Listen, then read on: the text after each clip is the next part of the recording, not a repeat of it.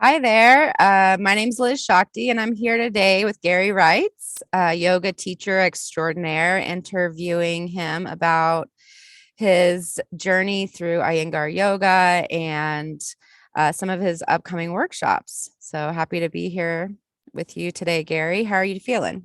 I'm great, Liz. Thanks for being here with me. Absolutely. So I wanted to ask you about your teaching journey. When did you start teaching yoga? And why did you choose to start?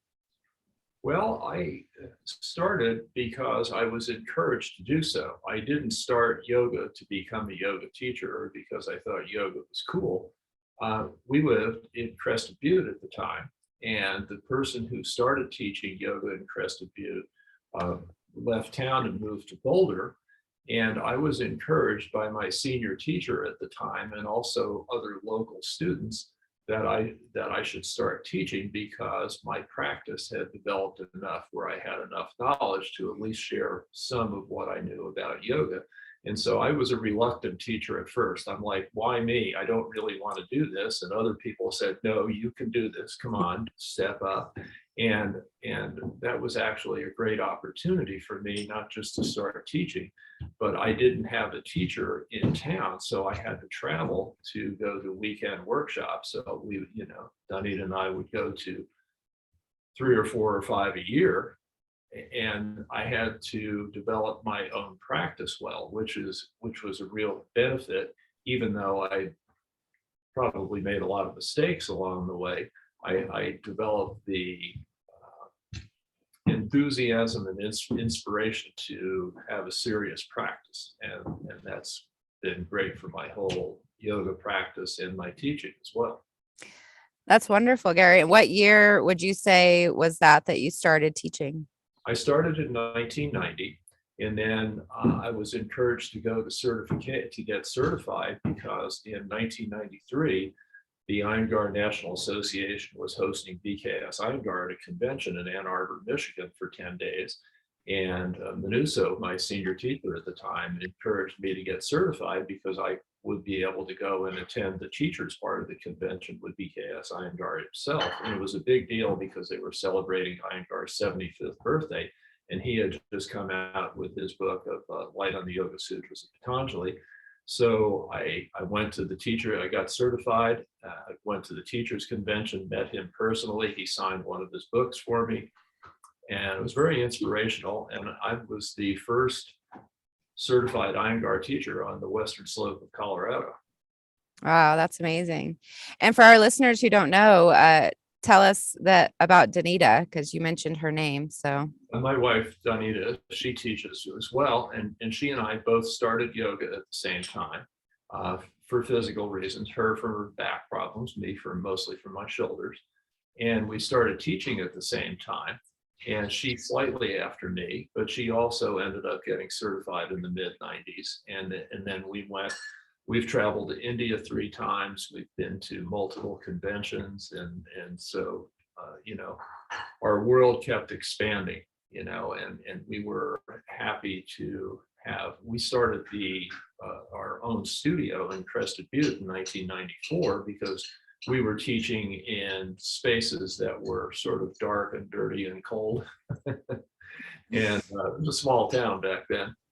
And we opened our own yoga studio, the first dedicated yoga studio in Gunnison County in 1994. mhm. Yeah, that's amazing. And how long did you own that studio? We owned that up until the early 2000s, and we moved to Denver in 2000 specifically to start the Iyengar Yoga Center of Denver. And a friend of ours ran that studio for a few years until she didn't, and then so that became history. But we started the yoga center in Denver with the intention of expanding the teachings of BKS Iyengar with the yoga community in Denver. Yeah, and that's wonderful. And that's how we met was through the Yoga Center of Denver, it used to be called Iyengar Yoga Center of Denver. Now it's the Yoga Center of Denver. And there's several types of yoga, but there's such a strong community in the Iyengar community in Denver. It's really great that you've created that hub for people. You and Yeah, Denise. you I'm and glad Anita. I'm glad it's expanding now as well. Yeah, absolutely. So you started that in what year? Actually, it was July 2001 first opened. Oh, amazing. So that would be, it's over, I knew it was over 20 years, but Yeah, it'll a be little 21 years this summer. amazing. That's amazing. And why did you choose to start with Iyengar versus other lineages of yoga? Well, I started dabbling with different teachers around, and some were Ashtanga based. And because Ashtanga has a lot to do with flowing out of sun salutations, Mhm. that was physically impossible for me because my shoulders were a mess. I had had 5 shoulder surgeries to reconstructive surgeries because I had multiple dislocations from athletic events, ski falls, mountain biking, and things like that. So it just wasn't accessible to me. So I started Iyengar Yoga because the teachers knew more about therapeutics, and it was a lot more. I like Iyengar Yoga because it has a very high intelligence component to it. You really have to think and learn to concentrate and expand your mind and your intellect to understand the whole picture of yoga and certainly the body.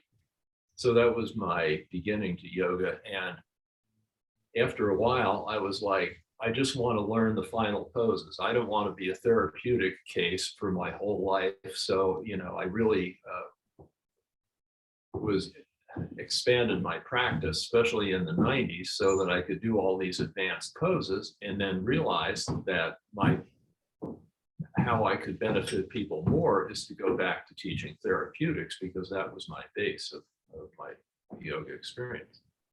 Yeah, it makes so much sense that you needed those therapeutics for yourself. And so that became your specialty. I find that a lot of people, you know, s- it's interesting that it's ends up being as a yoga teacher, you end up teaching what you know the most and what has been applicable to you in your life. Yeah, and I've had a lot of injuries, and I've had a total of 14 surgeries on my body. So Wow.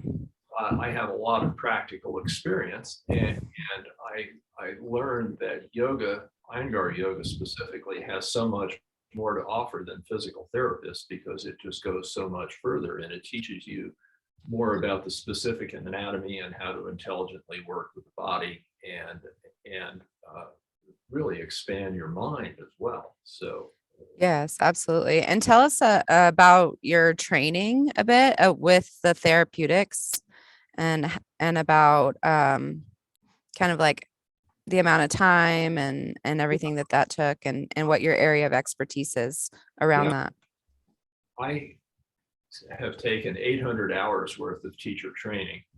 And a lot of that was therapeutics in going to week-long workshops at Iyengar centers in San Francisco and Cambridge and working with senior Iyengar teachers uh, that worked with all the major joints of the body, the spine, and how to teach that as well as not work only with myself, of course, but expanding and working with other bodies. And I was fortunate that the senior teachers knew me, got to know me well and my issues, so that they taught me so that I could not only get healthy, but with my experience, I could help others. So it was really, it's been really beneficial, as well Mhm. as the times we've been to India and going to the medical classes there. So And for our listeners who don't know, can you tell us a little bit about the IAYT and like what's all involved with becoming a like a yoga therapist? yeah, they actually have they being the Iyengar community has an Iyengar therapeutics section now that they teach workshops at, and they do in these days of COVID online workshops about certain therapeutic issues. And also, because of my experience with the Iyengar community, I've become certified with the International Association of Yoga Therapists, so which is even more complicated as far as the certification process and rigorous than the Iyengar system itself. So it's been nice to expand, and I continue to expand. I work with more people all the time, and as a yoga teacher, I think most yoga teachers will relate that the universe gives you what the universe thinks you can handle. So I get interesting therapeutic cases all the time, and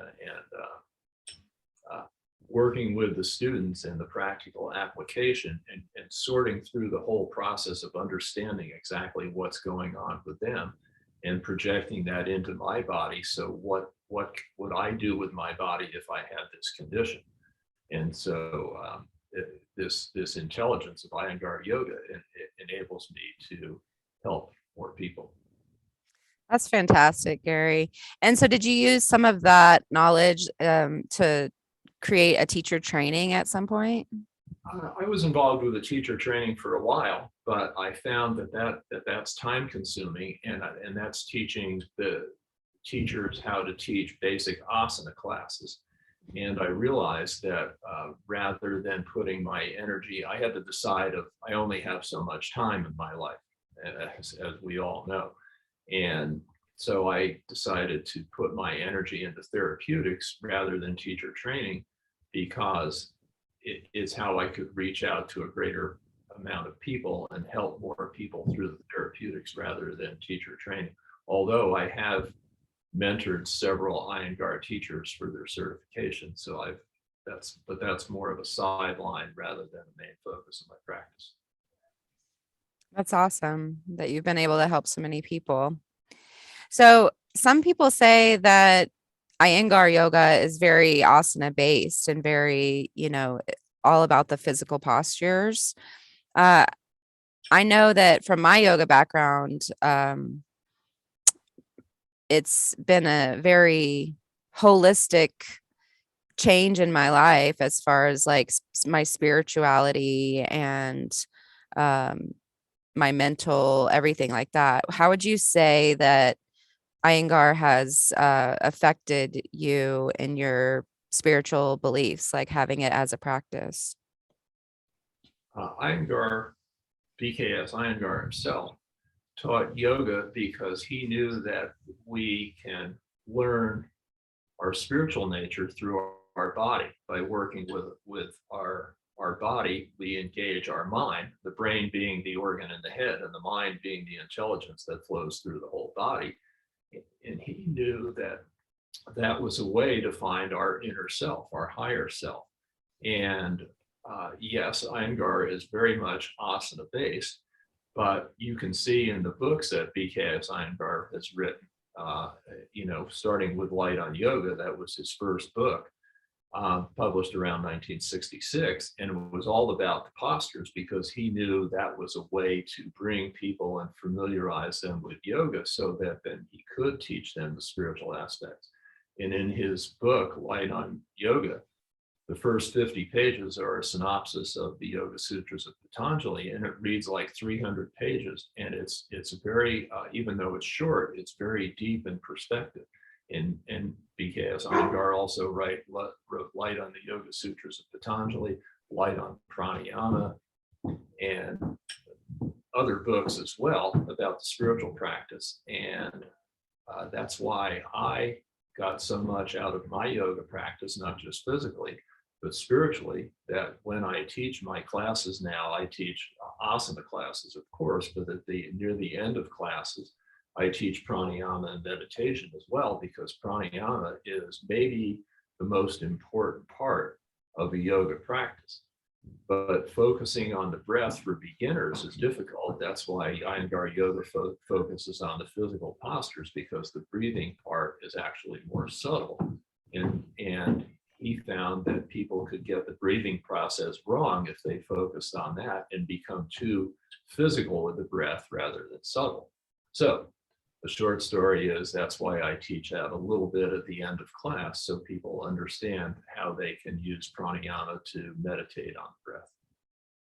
That's beautiful. And I love that you are going to incorporate some of these aspects into your upcoming workshops. Can you tell us about your upcoming workshop that's going to be happening on the 29th? Yeah, I'm doing a therapeutic yoga workshop for people with knee issues, and it's not just people that have had surgery or have pain in their knees, but it's also designed for people so that they can protect their knees, that so that they don't injure them doing yoga or falling off a bike or skiing or anything like that. It's not just it's not therapeutics just for people who have problems. It's more expansive than that. Mhm. And I'm going to be teaching a workshop for people with back issues later on because physically I've never had any back surgery, but I was born with a particular back condition in my lumbar spine.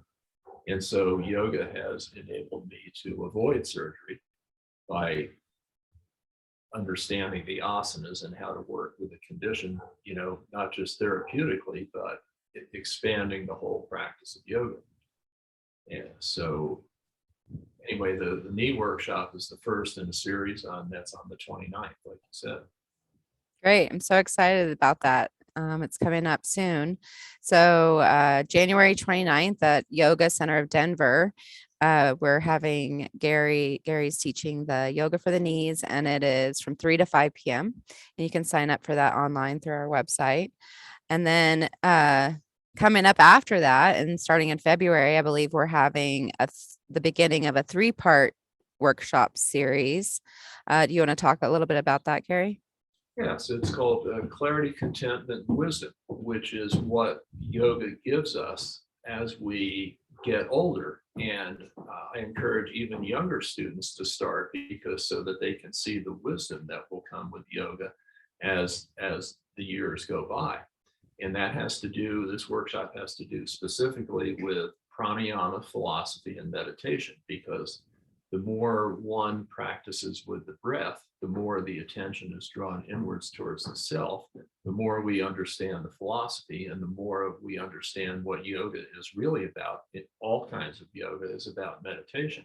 And part of that is teaching also from the Bhagavad Gita, which is a yoga text that's completely about meditation. And that links in with the Yoga Sutras of Patanjali, which is like a how-to manual of how to manage your life. And so I put all these spiritual aspects together to so people understand the big picture of yoga. That's amazing. And those yoga sutras, that's really the basis of, almost every lineage that I can think of has that as kind of their foundation. So, Absolutely. Yeah, mhm, it tells you what can go wrong and how to fix it. right. And how to be preventative, I'm sure. Of course. Awesome. Well, thank you so much for joining me today, Gary. It's been a pleasure to speak with you. Did you have anything else you wanted to share with our listeners today? No, I don't. It's just that, I would encourage people to practice and go to class, try different lineages, and really work with not only the physical postures, but combine everything, because the physical postures, studying the physical postures will help you study yourself and change your perspective and change the person who sees what's going on around. Absolutely. Well, thank you so much, Gary. I hope you have a great rest of your day, and we'll see you on the mat. Namaste. Namaste.